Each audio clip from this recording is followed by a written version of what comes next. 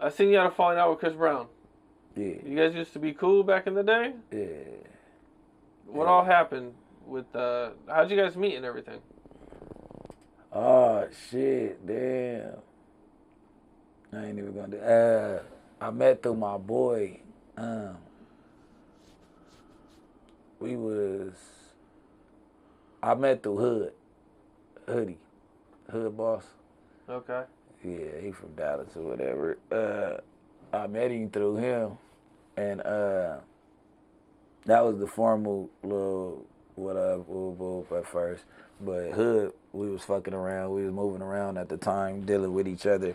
And this when I was clubbing and buying sections and young, turn, you know what I'm saying? You know, doing what we do. So they was seeing me out everywhere, like everywhere. Chris was, we the same age.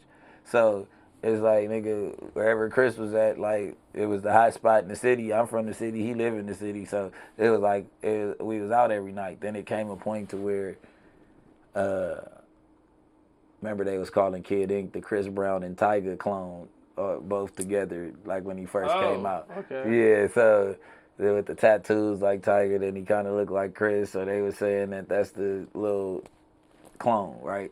So it came to a point where Ill Will was gonna get Chris Brown on a record, that Show Me record, and Okay. Right. He was on that record. yeah, the Show Me record. So it was Kid Ink and Chris Brown, but at first my homeboy from 5'5", T Fly, Annie Ariote, T Fly. Yeah. Yeah. So he had wrote the hook at first. So he wrote that song. Yeah. Oh shit. So Okay. but I guess at the time, we were looking for like a bigger artist on the record. Cause we was gonna keep him, but we like, man, how far can we take this motherfucker? So we go get Jeremiah. And Jeremiah come and do it. And shit, that was cool, but we like, damn, how far can we take the record? You know what I'm saying? So they like, we gonna call Chris. So when they called Chris, I called Hood.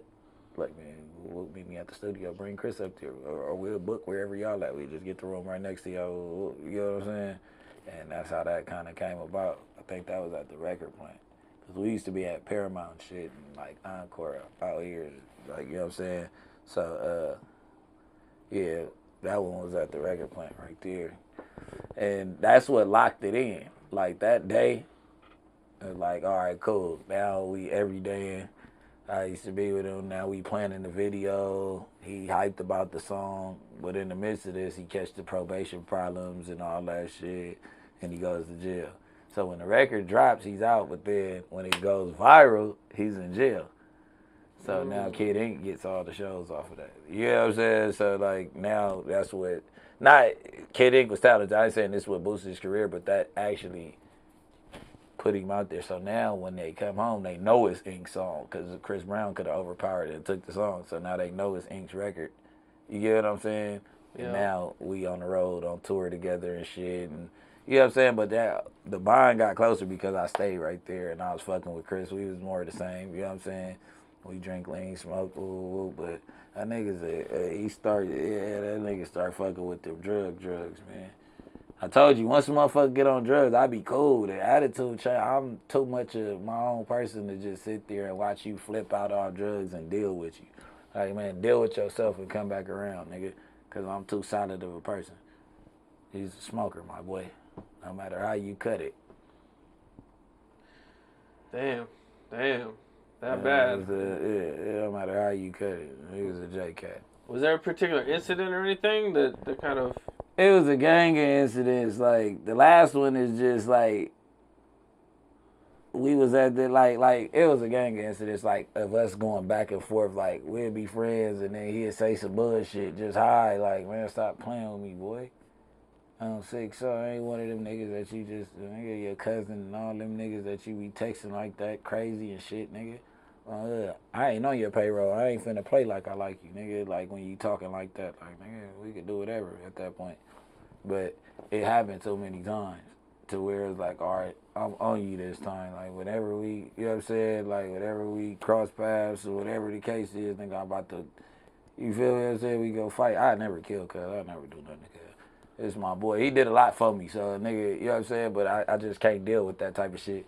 So just recently I said I had seen him at the bowling alley or whatever the case was, and we got up on him like, nigga, I'm sick, so like, what's the deal, bro? Like on the dead homies, I'm like, nigga, before I left, you blocked me from Instagram and all that, like, cuz, like, nigga, I'm like, you high tripping, like, nigga, like, what's up? He like, nah, bro, I fuck with you, all that little fake ass shit.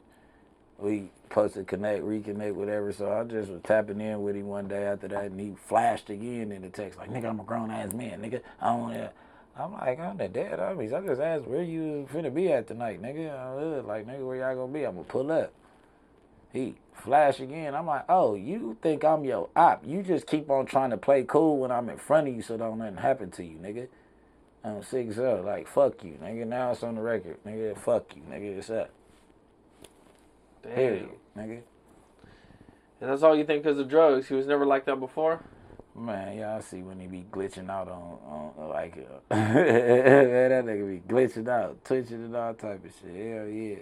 He wasn't bad off of him. He might have been fucking with him. He wasn't fucked up off of him like that.